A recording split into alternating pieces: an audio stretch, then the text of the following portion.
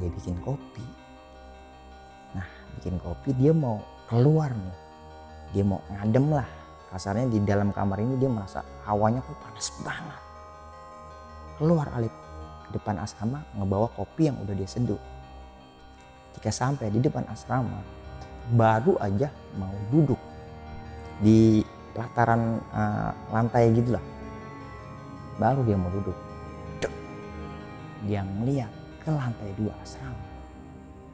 Nyata Alip ngeliat ada puluhan pocong di lantai 2 asrama.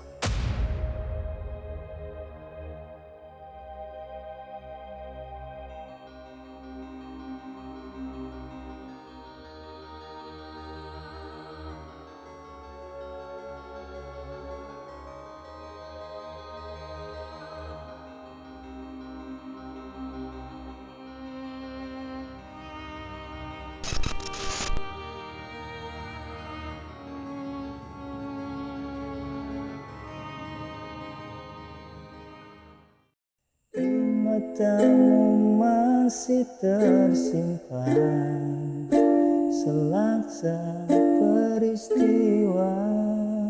Oke. Assalamualaikum warahmatullahi wabarakatuh. Balik lagi bareng gue Ibnu Fitur Sidik. Gue udah lama nih nggak bawain cerita-cerita horor buat kalian semuanya. Tapi sebelum gue bercerita nih, gue minta usul dari kalian semua nih. Kalian semua tertarik banget nih sama cerita horor seperti apa sih? Semisal kalian suka hantu-hantu pocong atau cerita-cerita kosan atau cerita-cerita yang mungkin ada urban legendnya, bisa banget nih, langsung aja kalian tinggalin di kolom komentar. Nanti gue berusaha nyari cerita-cerita yang sesuai kalian mau. Atau kalian punya cerita horor, bisa juga nih kirim cerita horor kalian ke nomor WhatsApp yang gue cantumin di sini. Nah, di video kali ini gue ada nih cerita yang narasumbernya ini kita sebut aja namanya Alip. Jadi Alip ini tinggal di asrama pocong. Dan ternyata Alip ini nggak kuat tinggal di asrama itu. Karena teman-teman tahu nggak, kalau kita tinggal di rumah, satu pocong aja kita bisa nggak kuat nih ngadepin yang ada pocong di rumah kita gitu kan. Sedangkan dia di asrama itu ada puluhan pocong yang bersarang di dalam asrama pocong itu. Bayangin gimana kita jadi Alip tinggal di asrama yang ada puluhan pocong kayak gitu. Wah, ini ceritanya serem banget.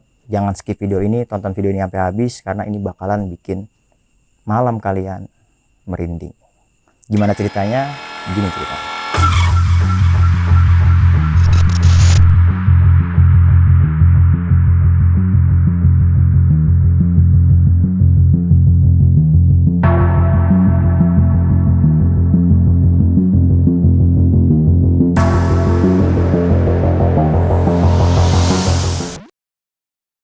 Jadi dalam cerita ini kita sebut aja namanya Alip.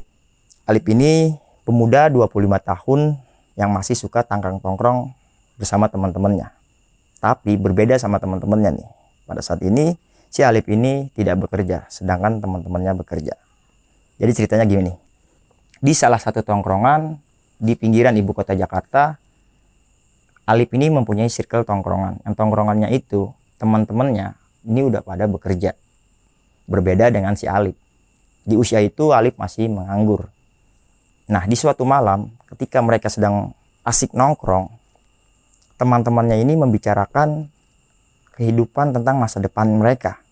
Semisal mereka ini sudah mau ke jenjang pernikahan. Ngebahas soal pernikahan mereka, ngebahas tentang impian mereka gitu kan. Nah, berbeda dengan si Alip. Si Alip ini dia itu nggak punya kemampuan seperti teman-temannya. Oke, dia ikut ngebahas masalah pernikahan. Tapi di balik itu Alip nggak punya kemampuan. Si Alip ini masih bergantung sama orang tuanya. Di suatu malam itu, Alip bete nih sama obrolan dari teman-temannya. Di malam itu membuat malam yang menurut Alip ini malam yang paling bete yang dia rasain. Nah, dia bingung nih. Dia harus ikut campur dalam obrolan seperti apa gitu kan. Berbeda sama temannya yang mempunyai kemampuan dalam hal urusan masa depan. Saking asiknya mereka semua membicarakan itu, teman-temannya satu persatu nih balik. Pamit buat pulang. Dengan alasan besok pagi dia mau berangkat kerja. Satu persatu temannya pamit, tinggal si Alip nih sendirian di tongkrongannya. Nah, di malam itu Alip bertekad bahwasanya gue bisa, gue pasti bisa kayak mereka. Karena ada satu hal yang kenapa Alip ini bisa bertekad. Ternyata Alip ini bukan seorang jomblo. Dia mempunyai kekasih, kita sebut aja kekasihnya namanya Ratna. Kenapa Alip saat itu dia bertekad dia bisa seperti teman-temannya? Karena ada hal terberat yang Alip rasakan, yaitu dia dituntut sama keluarganya si Ratna, pacarnya, untuk menikahi si Alip. Jadi di kondisi dia nganggur, dapat tuntutan pernikahan dari orang tua pacarnya, ditambah obrolan dari teman-temannya membicarakan soal masa depan yang mereka punya kemampuan. Di malam itulah yang menjadikan malam yang pecah buat Alip dari kegalauannya lah, bisa kita bilang. Nah, lanjut ke tekadnya si Alip. Dia bertekad bahwasanya besok dia mau bikin lamaran kerja. Dia mempersiapkan semua kebutuhan-kebutuhan untuk lamar kerjanya. Dia juga mau menceritakan kegalauannya ini dengan kekasihnya si Ratna. Ya kasalnya dia minta usul lah sama kekasihnya itu. Singkat cerita, dia WhatsApp nih si Ratna. Dia ingin mencari kerja. Ada referensi lowongan pekerjaan nggak? Nah, alhamdulillahnya Ratna ini mempunyai saudara. Tapi saudara jauh. Salah satu saudaranya si Ratna ini kerja di salah satu perusahaan. Perusahaan inilah yang nanti Alip melamar kerja di perusahaan itu. Nah, singkat cerita Alip setuju nih. Oke, bakalan gue coba ngelamar di tempat saudara kamu. Kata si Alip ke si Ratna. Dia berangkat. Ketemu di suatu hari, dia udah siap nih sama CV-CV-nya buat ngelamar kerja. Berangkatlah dia ke salah satu perusahaan yang direkomendasiin sama kekasihnya itu. Perusahaannya ini ada di daerah Bekasi.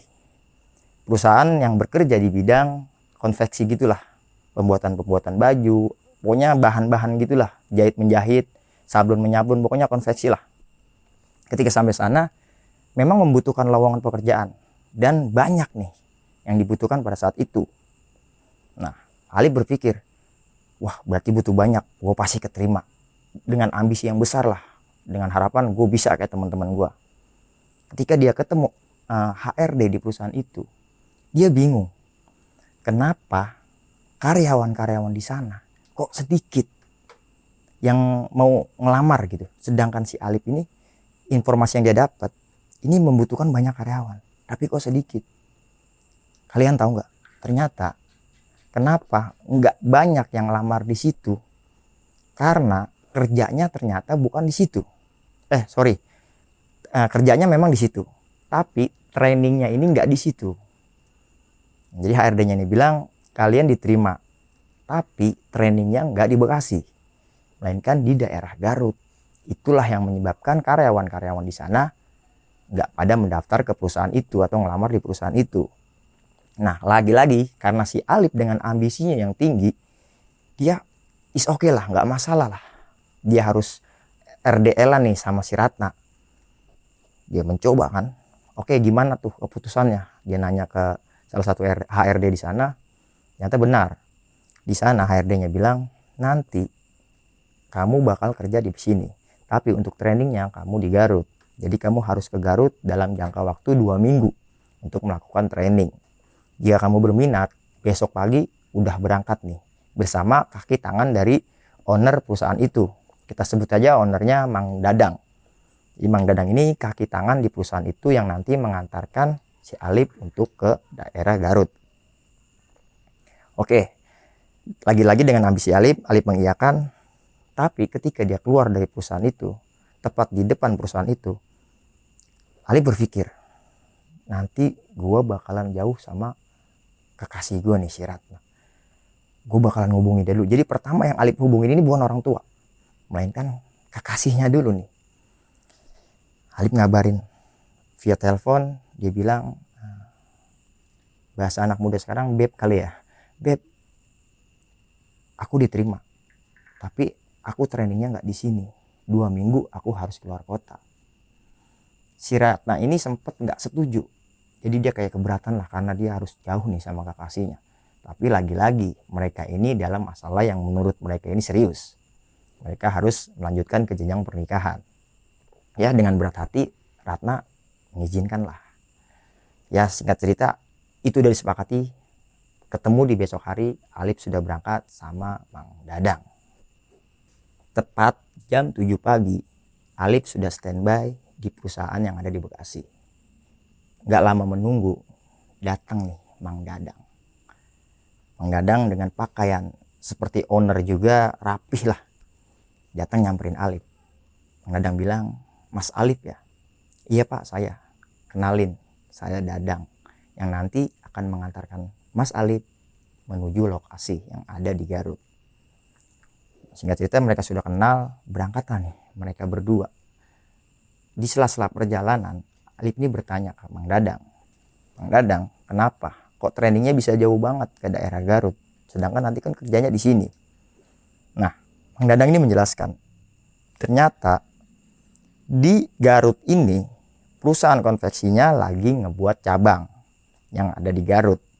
Nah, untuk sementara karena masih proses renovasi, jadi trainingnya di sana bareng sama karyawan-karyawan baru yang nanti ditempatkan di Garut itu. Oh, disinilah Alip paham. Ternyata dia biar nggak 2 kali kerja perusahaan itu, lebih baik yang di Bekasi ini dibawa ke sana. Itu biar sekalian trainingnya bareng. Itulah singkat ceritanya seperti itulah. Nah, Alip memahami lah penjelasan dari Mang Dadang itu. Nah, Alip bertanya lagi nih, "Mang, di sana itu kita tidur di perusahaannya atau kita ada tempat buat tidur gitu kan?" Nah, Mang Dadang bilang nanti ada tempat buat kalian beristirahat. Nanti juga di sana ada karyawan-karyawan yang seperti Mas Alip. Jadi ada temennya lah Mas Alip ini di sana gitu, kata Mang Dadang. "Oh gitu, jadi saya nggak sendiri Mas?" "Enggak, di sana banyak kok." "Oke lah, siap," gitu kan.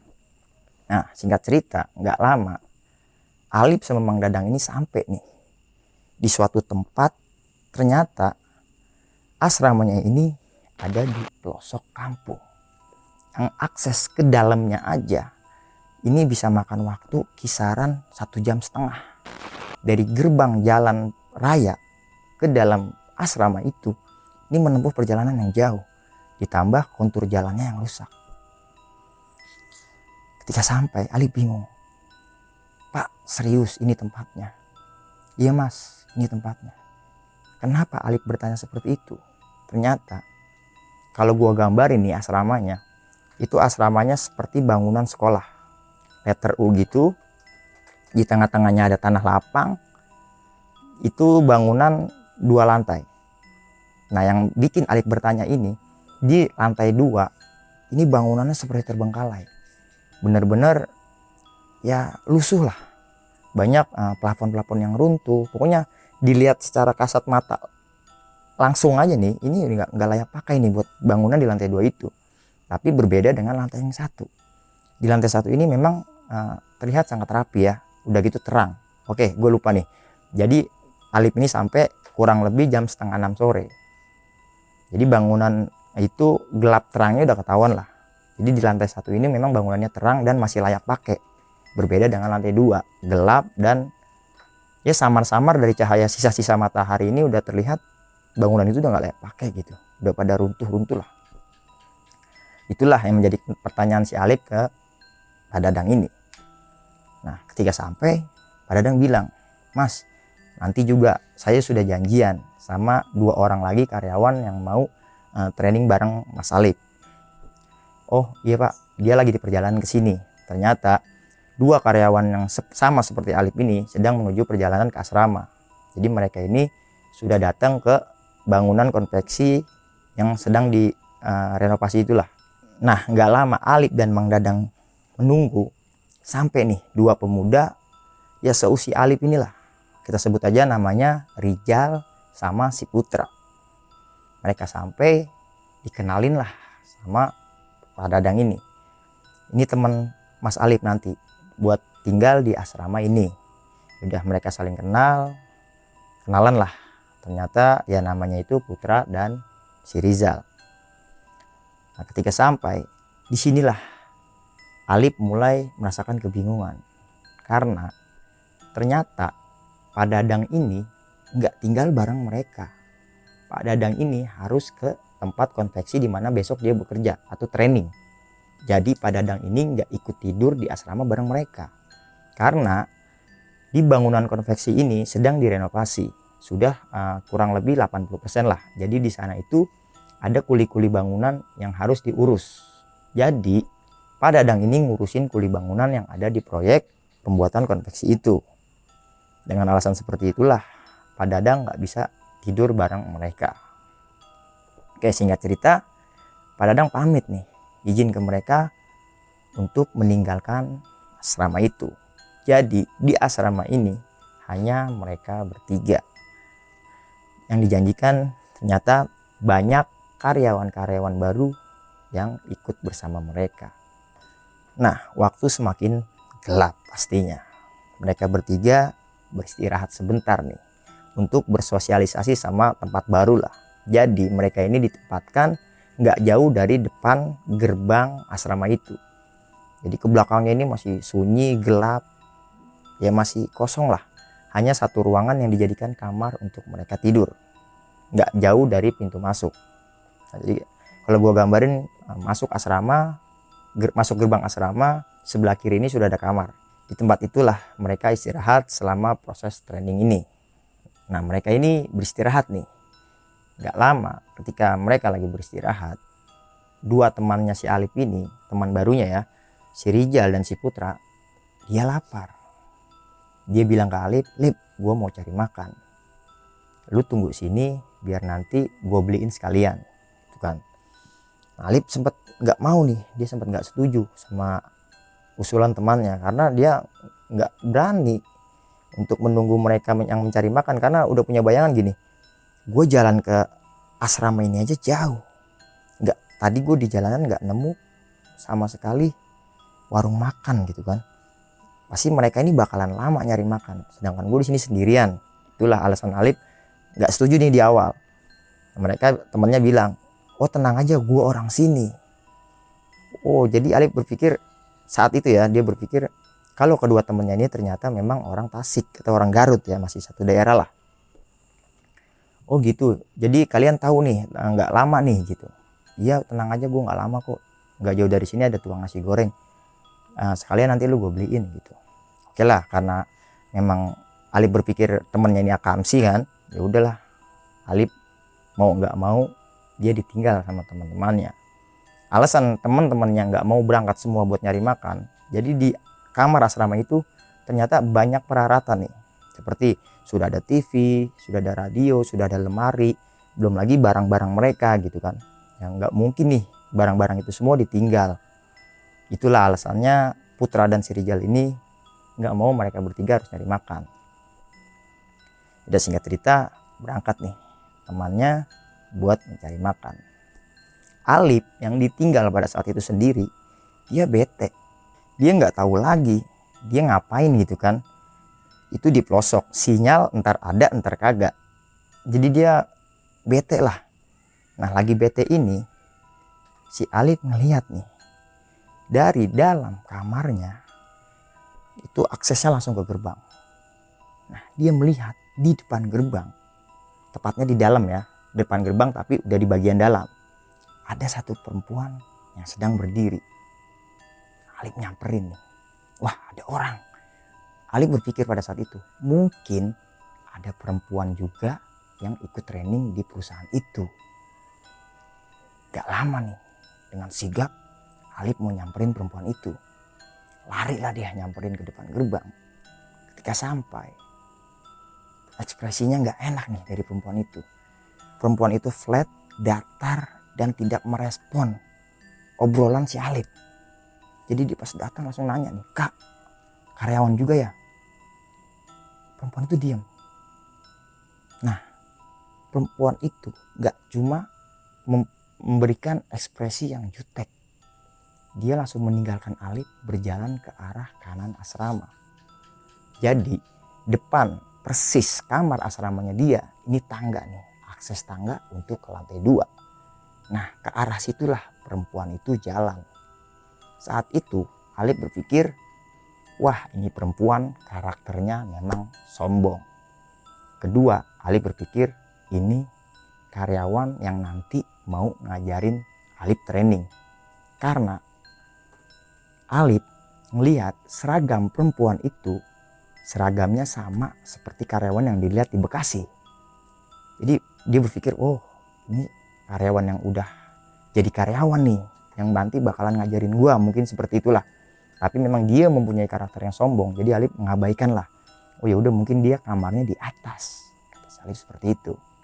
Ya udah, Alif meninggalkan lah area gerbang itu, kembali ke kamarnya. Dia lagi-lagi bete dan bingung harus seperti apa.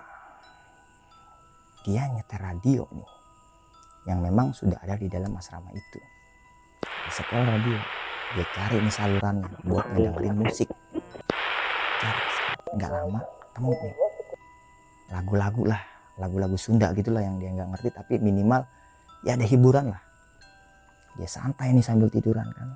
Terus pas dia tidur, tiba-tiba gelombang saluran radio itu ini berubah dengan suara perempuan yang merintih minta tolong.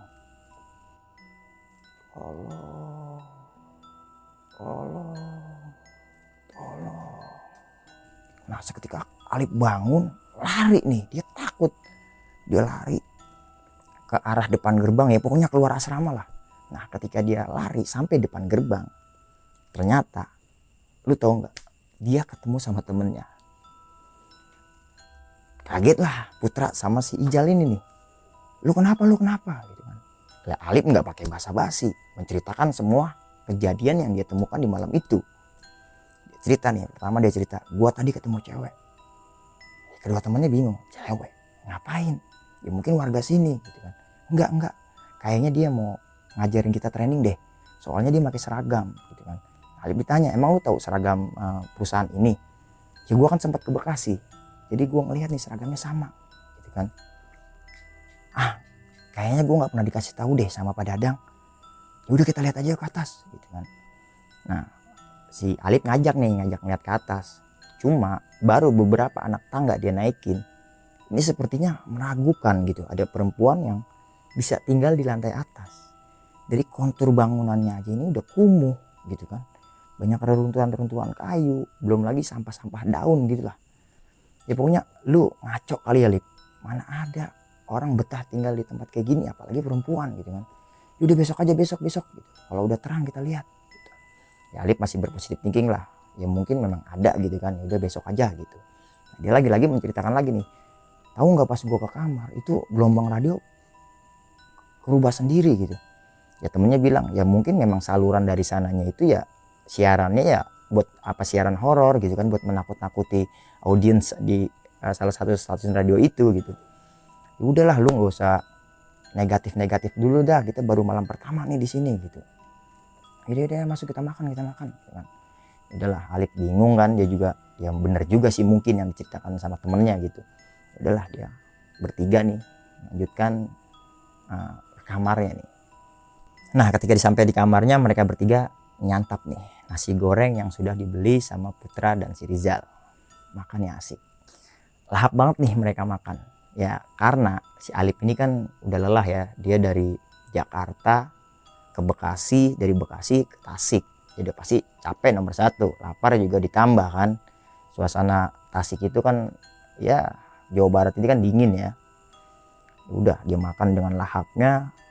Nah setelah makan mereka ini ngantuk, ditambah lelah, perut kenyang. Ya udah istirahatlah mereka bertiga, tidur nih ceritanya. Nah berbeda dengan si Alif, di kondisi capek kenapa dia nggak bisa tidur. Jadi kepikirannya itu kayak overthinking lah, mikir-mikir yang kejadian-kejadian yang udah dia temuin gitu kan. Tidur ayam gitulah. Nah ketika lagi memejamkan mata berusaha buat tidur, si Alif ini dikagetkan sama tetesan nih. Ada tetesan dari plafon kamar asrama itu. Alif berpikir, belum membuka mata ya, dia berpikir hujan. Tapi kan gak hujan, seharian ini gak ada hujan.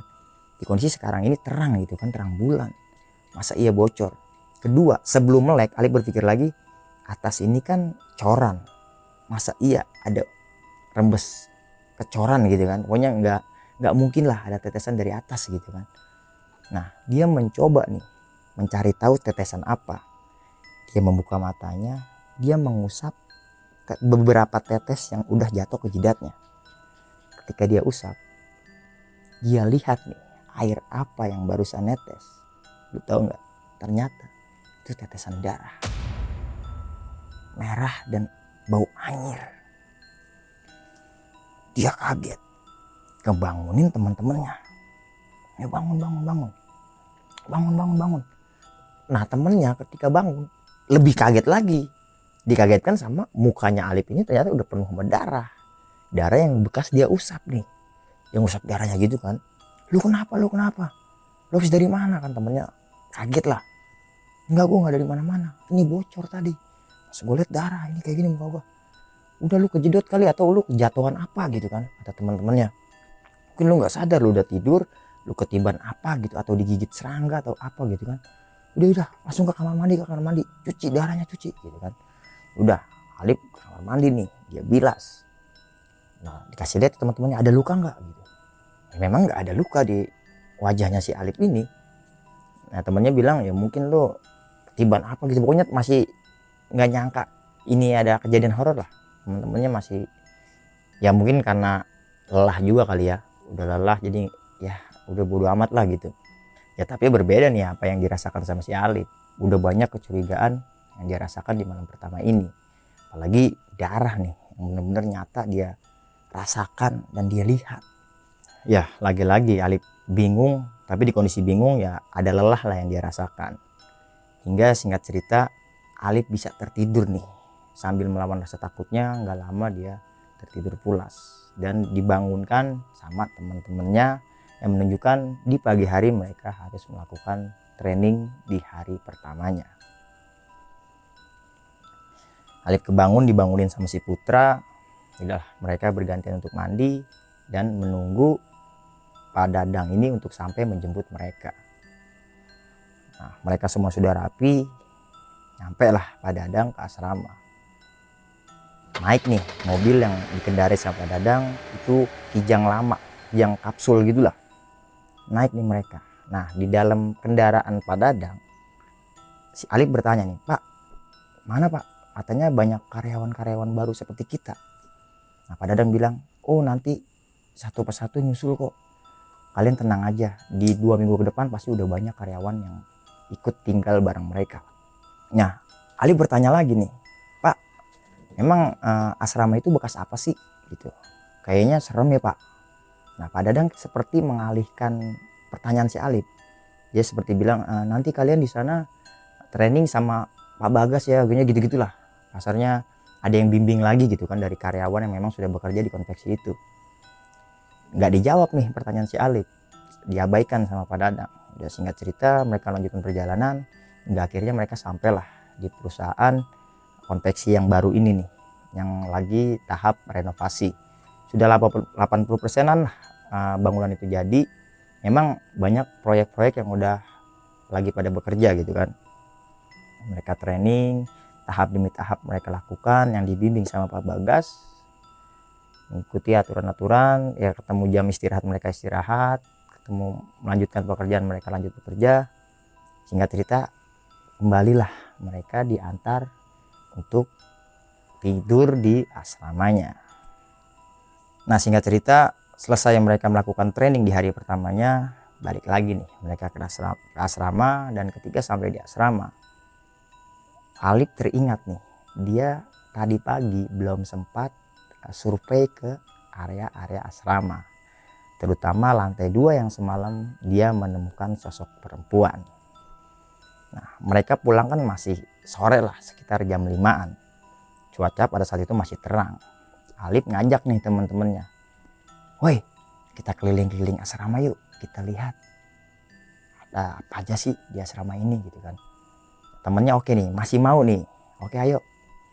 Jalan lah mereka mengitari asrama yang memang di belakang asrama itu seperti udah banyak sampah-sampah gitu, terus kayak banyak reruntuhan puing gitu kan, udah bener-bener lusuh lah. Nah ketika sampai di depan tangga, Alip ngajak nih, ke atas yuk, semalam kan gue ngeliat perempuan yang gue ceritakan sama lo, gimana kalau kita survei nih di sore ini. Nah teman-temannya karena sudah mau mendekati maghrib dan mereka sudah lelah, udah lalu aja gue mau mandi gitu kan, nanti kan kita mandinya ganti-gantian, ini gue mandi dulu, lo kalau mau ngecek ngecek aja, kata teman-temannya gitu.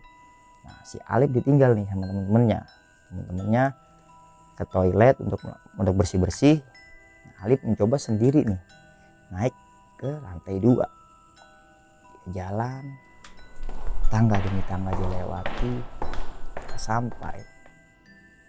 Ini bener banget, sama sekali dia nggak ada kehidupan. Dia melihat bangunan itu tidak layak huni, bangunan itu kosong, dipenuhi sarang laba-laba. Nah Alif ke distract nih, dia diem. Semalam gue ngeliat apaan berarti ya, bangunan seperti ini kok ada orang. Nah ketika dia lagi diem itu, ini dia lagi-lagi mendengar sama seperti suara di radio yang dia dengar, rintihan minta tolong, tolong. Dia lari ke bawah nyamperin teman-temannya, tapi di saat itu dia nggak menceritakan. Ya lagi-lagi karena dia udah cerita aja temennya nggak percaya, gitulah. Udah temennya mandi nih, bersih-bersih satu persatu, selesai nih, mereka semua sudah bersih, rapi, dan siap beristirahat. Mereka beristirahat, mereka siap-siap buat tidur. Nah ketika di jam 9 malam kedua temennya ini sudah tertidur lelap, tapi berbeda sama si Alif. Lagi-lagi Alif gak bisa tidur di malam itu. Alif mencoba memejamkan matanya, dan ketika Alif lagi berusaha tidur, itu tiba-tiba suasana hening. Satu suara pun dia tidak dengar. Ya contohnya seperti malam inilah, kita nggak dengar seperti suara jangkrik. Oke, ada suara cicak, ada suara angin-angin malam. Tapi saat itu Alif merasakan sunyi seketika. Nah di kondisi sunyi ini, dia nyoba nih ngeluarin handphonenya mau ngubungin si Ratna. Ketika dia lihat handphonenya, itu seketika di handphonenya seperti di mode pesawat. Padahal nggak di mode pesawat. Itu nggak ada sinyal jaringan internet, jaringan kartu internet, kartu perdananya pun nggak ada. Semuanya seperti hening. Nah Alif bingung nih. Itu dia melek pada saat itu ya. Tapi ketika selesai dia melihat handphonenya, ini gelap, nggak kelihatan apa-apa. Nah di kondisi hening dan gelap itu, Alif ini digambarin visual, seperti ada visual datang nih di depannya gede. Nah ngasih gambaran ada satu wanita datang menghampiri dia.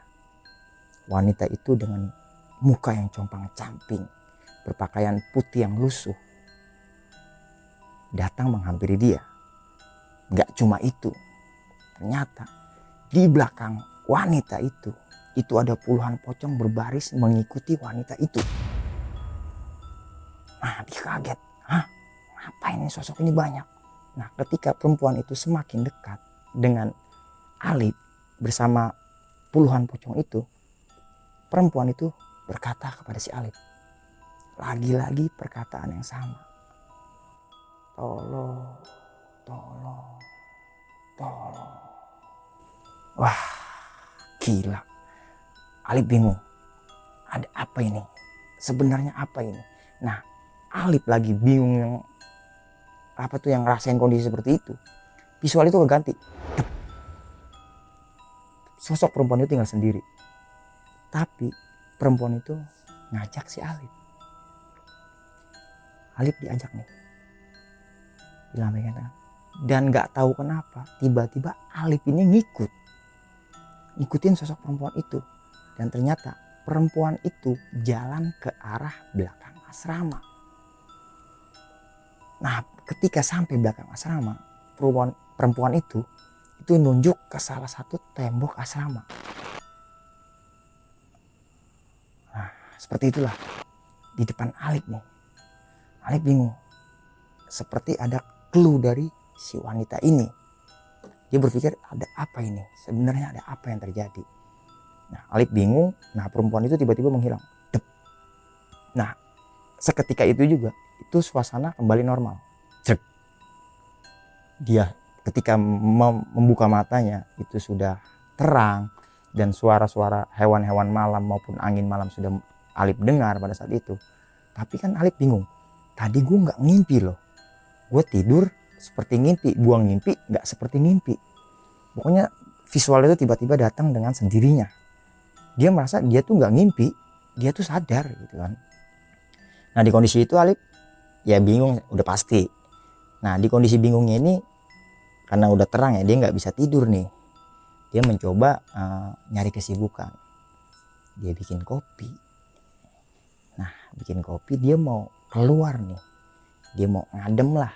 Kasarnya di dalam kamar ini dia merasa hawanya kok panas banget. Keluar Alip ke depan asrama ngebawa kopi yang udah dia seduh. Ketika sampai di depan asrama, baru aja mau duduk di pelataran lantai gitulah, baru dia mau duduk, dia ngeliat ke lantai 2 asrama. Ternyata Alip ngeliat ada puluhan pocong di lantai 2 asrama. Itu banyak banget. Pocong itu seperti menatap sinis ke arahnya si Alip. Wah pas dia lihat, oh ya pocong itu tuh jaraknya nggak berdekatan, saling ya kisaran 5 meter baru ada lagi gitu. Pokoknya banyak lah. Sambil seperti kayak menatap tajam gitu ke arahnya Alip. Nah dia bingung. Lari dia ke dalam kamarnya. Lagi-lagi ngebangunin teman-temannya nih. Kayak bangun. Banyak banget pocong. Temannya bangun nih. Lu ngapa lagi sih Lip? Itu pocong mulu di luar, banyak banget pocong. Diajak nih teman-temannya keluar. Pas sampai depan asrama, temen yang lihat ke lantai 2 itu nggak ada apa-apa, kosong, hanya gelap di malam itu. Ya lagi-lagi Alip ya bingung lah, dikata lu capek Lip, lu ke bawah halusinasi. Udah kalau capek lu istirahat, coba lu tidur atau dengerin murotal gitu kan, lu setel no radio. Ya Alip berpikir ntar gue setel musik berubah lagi gelombangnya gitu kan. Makanya dia bingung mau ngapain gitu kan. Udah lu cari-cari aja tuh di MP3 HP lo atau ada murotal lu setel biar lu bisa tidur gitu kan. Udahlah temennya lanjutkan tidur. Alip lagi-lagi nggak percaya nih sama kejadian-kejadian yang dialami dari teman-temannya. Ya Alip kembali merebahkan badannya di kasur, berusaha buat tidur, dan tiba-tiba kalian tahu nggak, itu Alip ngedengar suara lantunan azan subuh. Allahu Akbar, Allahu Akbar. Wah, kurang lebih ajannya gitulah. Berarti perasaan tadi dia istirahat baru jam 9 loh. Kenapa kejadian itu singkat tapi tiba-tiba udah subuh?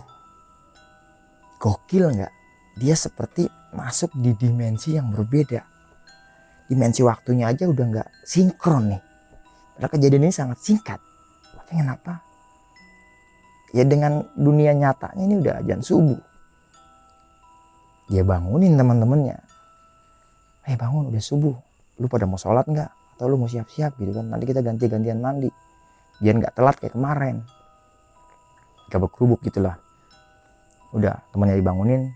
Bangunlah teman-temannya, memang udah pagi ya. Mereka mandi, teman-temannya sholat.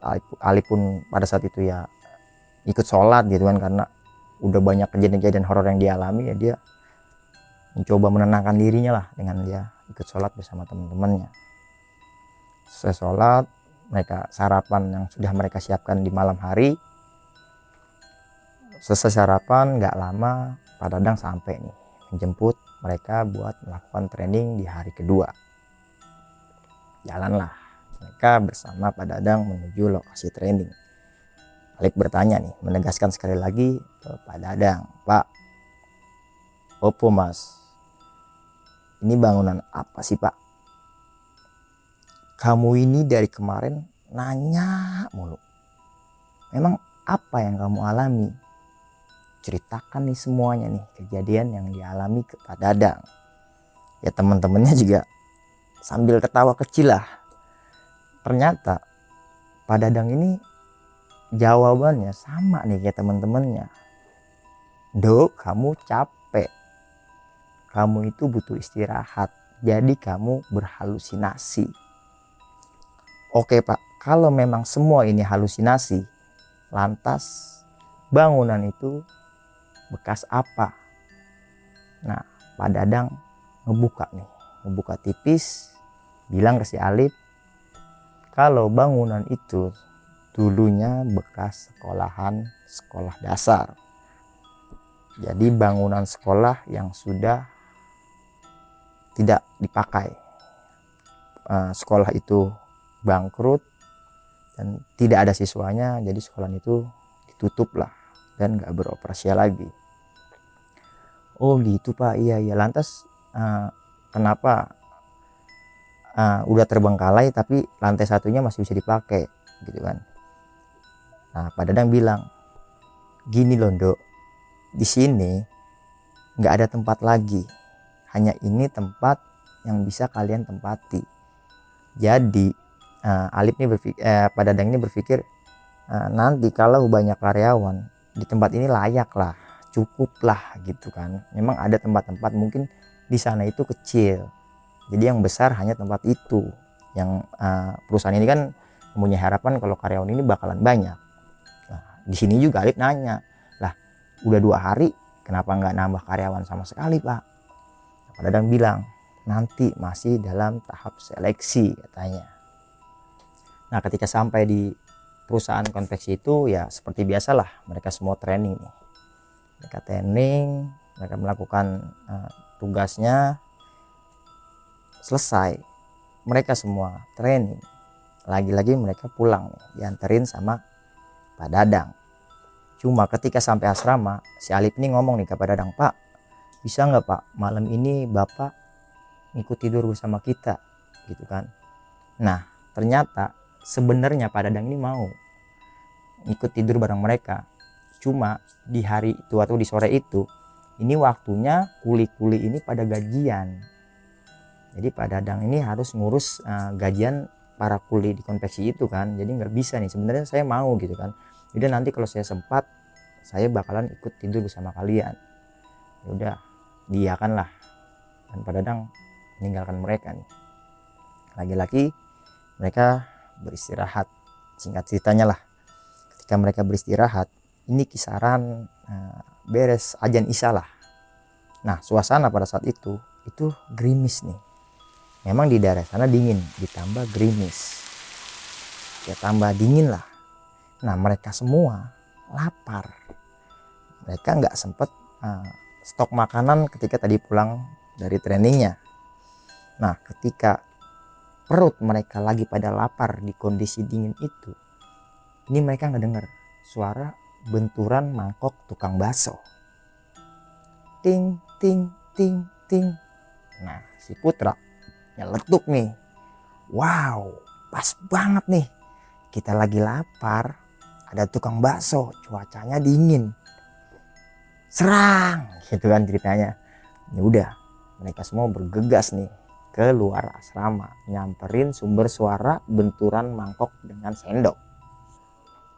Nah tepat banget nih ketika mereka keluar asrama, mereka berjumpa dengan tukang bakso. Grecep nih mereka semua nyamperin tukang bakso. Mesen nih mereka bertiga, Pak 3 ya baksonya. Dibuatin sama tukang bakso.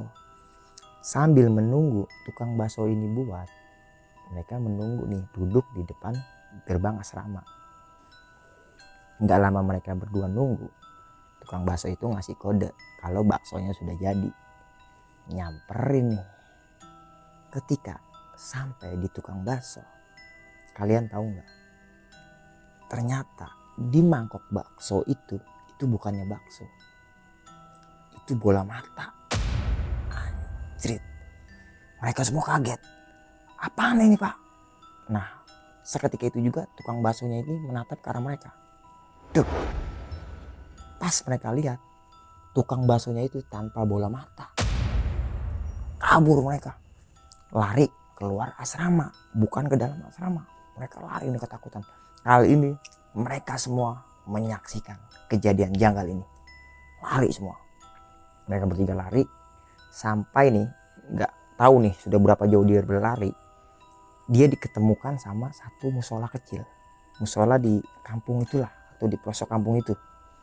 Ketika sampai, dia beristirahat di situ nih. Kita berhenti. Nah, si Alip di sini dia seperti marah lah. Baru percaya kan lu semua kalau di sini tuh banyak kejadian horor. Sekarang lu udah nyaksiin nih kejadian horor yang lu rasain langsung. Temennya ya seperti, iya Lip, benar Lip, itu tukang bakso sampai segitu seremnya ya. Udah mereka semua menenangkan diri. Mereka di situ berjanji nih, mereka semua bulat, kita harus pindah asrama. Besok ketika ketemu Pak Dadang, kita harus usul, kita harus komplain, kita harus pindah asrama. Kita nggak bisa nih tinggal di asrama berhantu itu lagi. Tuh mereka sepakatin tuh di musola kecil itu. Nah, nggak lama sampai ketemu azan subuh, mereka itu melakukan sholat subuh lah di musola itu dan kembali ke asrama nih. Ketika mereka sampai asrama, ya kondisinya sudah normal lah, udah nggak ada hawa-hawa yang menegangkan lagi nih seperti mereka melihat tukang bakso yang misterius itu. Dia mereka semua mandi, siap-siap. Nah, nggak lama sampai di Mang Dadang. Nah, ketika kesan pertama ketika mereka ketemu di hari itu dengan Pak Dadang, langsung nggak pakai lama dia ceritain, Pak, semalam saya nemuin kejadian janggal. Saya ketemu tukang bakso bla bla bla bla bla bla, dia ceritakan lah. Saya nggak mau tahu, saya harus minta tempat lain buat ganti saya tidur atau kontrakan atau Pak, saya nggak kuat tinggal di asrama ini. Mereka semua setuju di kompak buat nyerang Pak Dadang. Pak Dadang bilang, oke, nanti saya ajuin ke bos, saya bakalan cari kontrakan buat kalian tidur. Memang sampai separah itu ya godaan di asrama itu? Iya Pak, pasti ada sesuatu yang terjadi di asrama ini, gitu kan. Ya Pak Dadang nggak bisa berkata apa-apa lah karena udah 3 orang nih yang ngalamin kejadian horor secara langsung. Ya Pak Dadang lagi-lagi seperti menutupi lah asal muasal asrama itu. Udah, singkat cerita, asiknya mereka ngobrol sampai nih ke depan bangunan konveksi yang lagi dibangun itu. Mereka melanjutkan pekerjaannya dengan dengan muka yang lelah, capek karena mereka kurang tidur kan. Dan dia bekerja seperti biasanya, ketemu di jam 12 nih. Jam 12 siang ini waktunya mereka beristirahat untuk makan. Jadi di tempat konveksi itu di belakangnya ini ada kantin kecil nih, di luar tapi ya. Ada kantin kecil. Mereka bertiga ini makan di kantin kecil itu. Nah, ketika sampai, ibu warung ini bilang, kalian karyawan baru yang nanti buat di konveksi ini ya? Nah, mereka bilang, iya Bu, kita kok, gitu. Dengar-dengar kalian tinggalnya di asrama ya? Iya Bu, saya tinggal di sana Bu, gitu. Oh berani ya, kata ibu itu gitu, kata ibu warungnya, ibu kantinnya. Nah, sekalian aja nih mereka tanyain ke ibu kantin, emang kenapa Bu, horor banget ya asramanya? Nah, belum ibu kantin ngejawab, langsung nih Alip nyerobot, iya Bu, saya nemuin kejadian begini bla bla bla bla bla, diceritakan sama dia. Hebat ya kalian, masih baru aja udah banyak banget ngalamin kejadian-kejadian seperti itu gitu. Kebanyakan malah 1 hari yang tinggal di situ atau lewat situ aja itu nggak berani. Wah, gokil. Ditanya nih sama mereka, memang tempat itu bekas apa sih Bu kok sehoror itu gitu, emang boleh sehoror itu gitu kan. Nah, ibu kantin ini ngomong nih, menceritakan asal usul asrama itu. Ternyata dulunya asrama itu bekas TKW. Nah, TKW ini kolaps nih atau bangkrut lah. Jadi ada TKW yang ngedaftar di perusahaan itu. Nah, TKW itu nggak punya modal, jadi calon tenaga kerjanya ini nggak disalurkan ke luar negeri karena keterbatasan modal ini nih. Dia bangkrut, jadi TKW ini diterbengkalaikan. Calon TKW ini diterbengkalaikan, ada yang kabur, ada yang sakit, bahkan sampai ada TKW yang meninggal di asrama itu. Jadi banyaklah TKW yang diterbengkalaikan sama perusahaannya. Jadi ada yang meninggal di situ secara langsung. Ya mungkin para calon TKW ini kan mungkin dari daerah-daerah lain ya, dia juga bingung ada di pelosok itu harus pergi kemana gitu kan. Ada yang kabur, ada yang maksain tinggal di situ, dan sampai ada yang beberapa tuh calon TKW itu wafat di situ. Mereka berpikir, oh ternyata ini tuh kejadian-kejadian yang amat sangat dahsyat sebelumnya gitu kan, ada tragedi pilu lah. Nah, si Alip berpikir, oh ternyata mungkin yang saya lihat pocong banyak itu TKW yang wafat di situ kali ya Bu. Ibu tuh bilang ya mungkin. Nah ternyata nggak sampai situ. Ibu itu menjelaskan lagi. Ibu warungnya bilang setelah bangunan TKW itu direnovasi, diperbaiki, diganti sekolahan. Nah ketika proses belajar mengajar di sekolah itu berlangsung, di waktu ada satu malam ada preman-preman di kampung itulah. Nah preman-preman itu menculik wanita ya, 3 orang preman lah. 3 orang preman itu menculik wanita dan dibawa ke bangunan sekolah itu. Nah perempuan itu diperkosa di bangunan asrama di lantai 2. Nah selesai diperkosa, perempuan itu lari keluar asrama dan loncat dari lantai 2 ke lantai 1, dan perempuan itu wafat. Nah lu tahu nggak, ketika wafat itu disaksikan sama tukang bakso. Jadi preman itu ngikam tukang bakso, matanya dicongkel hidup-hidup. Jadi ada 2 korban nih dari si preman ini, perempuan sama tukang bakso yang menyaksikan kekejian preman ini. Nah ketika dia udah wafat, dia dikuburkan di belakang asrama. Wah, Alip berpikir ternyata di dalam visual gambaran perempuan itu minta disempurnakan karena dia sempat dikubur di belakang asrama, di tembok. Memang Alip ngelihat ada satu tembok yang mencurigakan.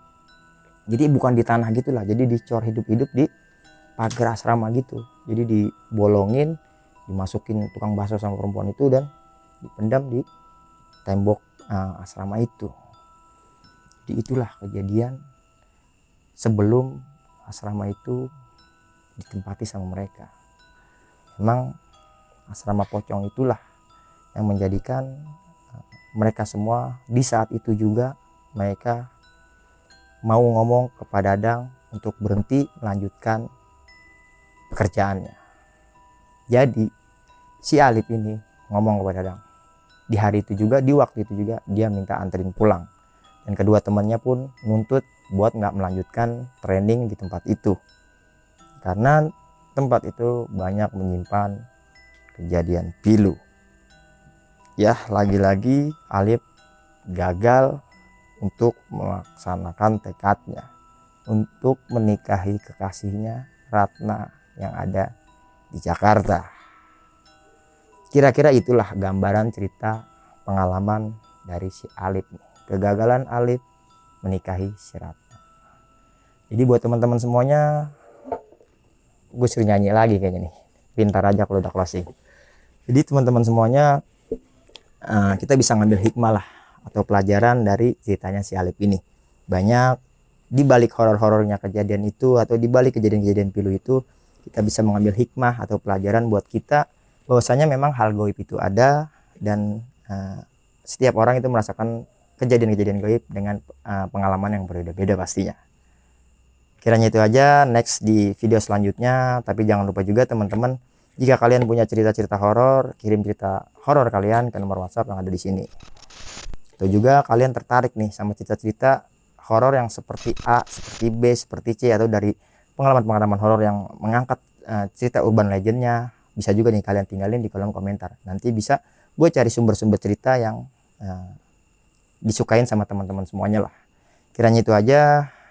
Gue Ipnu pamit undur diri, dan jangan lupa juga bantu channel ini dengan cara subscribe, like, komen, dan share, serta aktifkan tombol notifikasinya biar tidak tertinggal video-video terbaru dari Dongeng Misteri. Gue Ipnu pamit undur diri. Assalamualaikum warahmatullahi wabarakatuh.